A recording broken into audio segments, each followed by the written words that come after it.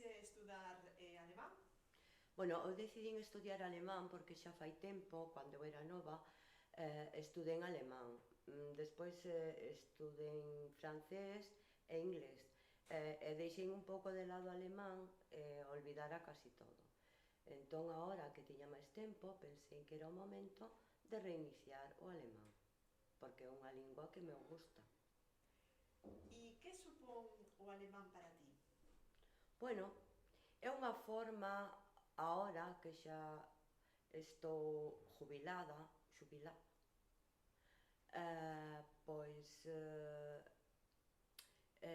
é unha forma de manter a miña mente activa con algo que me gusta e do que disfruto. Moi ben.